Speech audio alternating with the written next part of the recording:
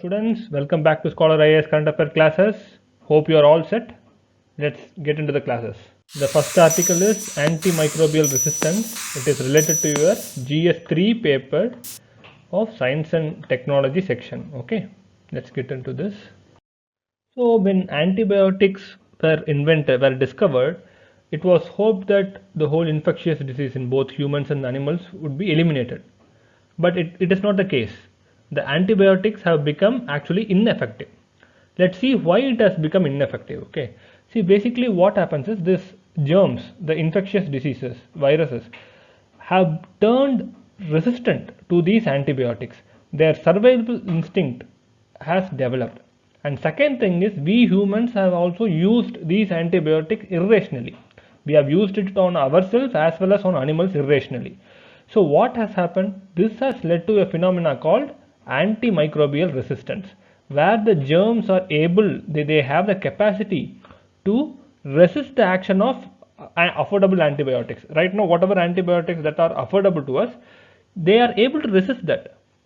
They are able to withstand them and they keep adapting themselves. So this has made the antibiotics ineffective totally, and it has led to negative impact on what? On human health, on nutritional safety, and also on the economy. So how does it affect economy? Actually, when it affects the human health and nutrition safety, it has a direct consequence on the economy as well. So in the long run, it would have these impacts.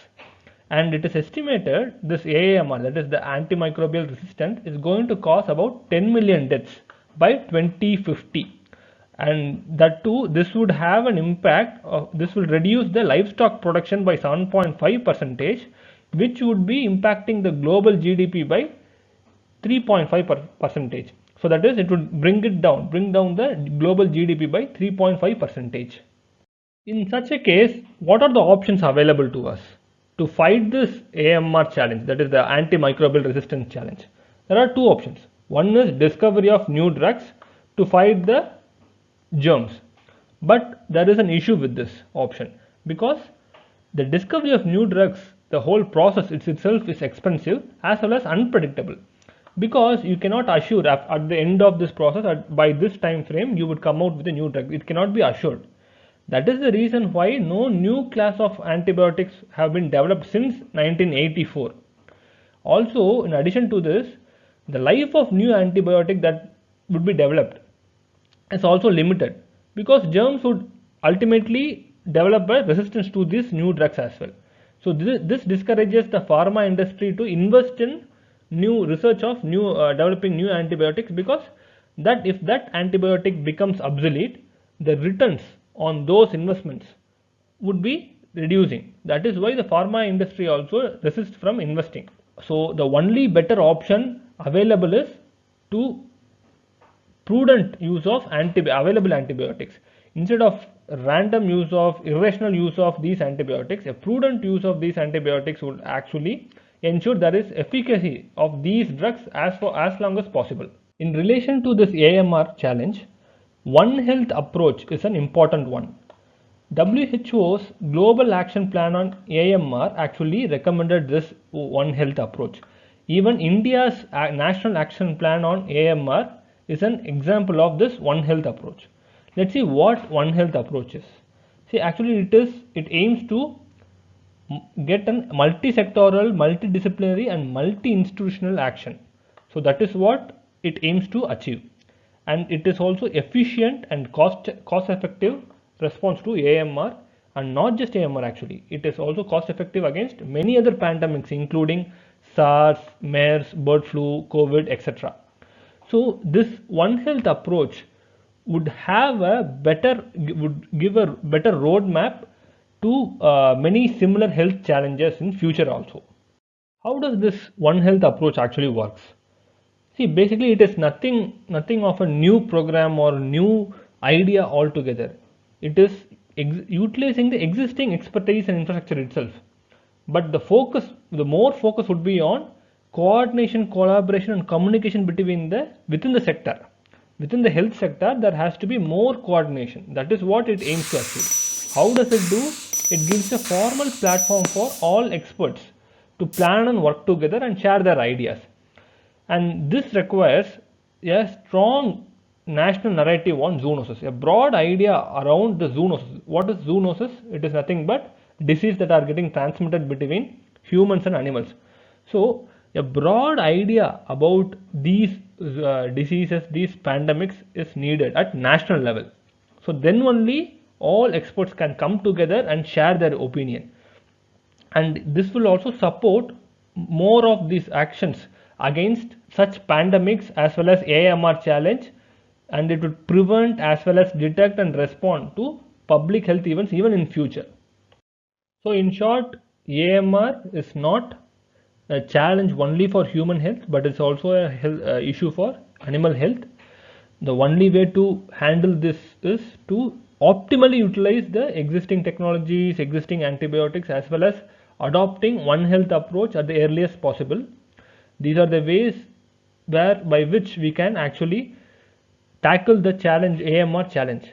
So students, this AMR challenge is a potential question in GS3 paper. They can ask you to discuss about existing India's health policies in tackling AMR challenge. A question can be asked on this, and these points that we discussed so far will come in handy. So make sure that you are able to observe and able to reproduce. Try to keep writing, have a writing practice, create your own question, and try to put these points in your answer writing, so it would give you a broad idea. Okay, let's move on to the next article.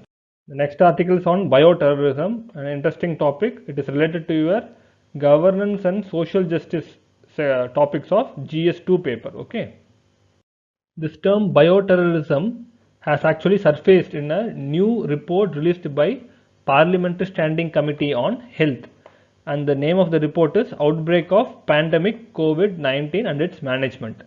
So in this report they have mentioned about bioterrorism. Let's see some of the important points that have been stated in this report. The first one, they have said because of this COVID, it has shown actually how effective our existing laws are and how effective it has to be. So to counter bioterrorism, this pandemic has shown that to us. And also the report asks India to seek strategic partnership with different nations to ensure safety against biological weapons in future. It also demands Health Ministry to engage with multiple agencies and other ongoing international treaties.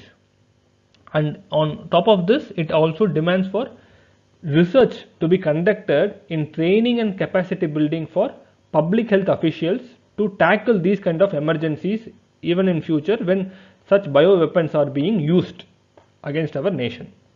In relation to this, even the Department of Health and Family Welfare released a 7-point action plan to ensure security against biological weapons. Some of them include strengthening of disease surveillance, including animal-human interface.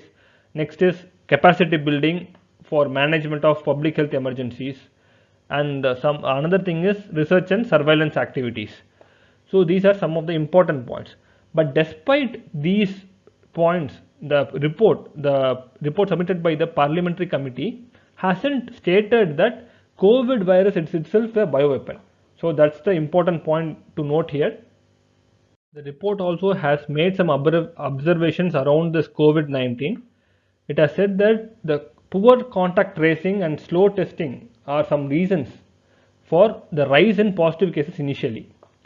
And also too many guidelines, contradicting guidelines, and different guidelines among states has caused confusion among the public. It has happened, we know that. And in addition to this, there was inadequate number of beds, hospital beds in government hospitals, especially reserved for COVID-19, despite having a high number of beds available. So this is one reason.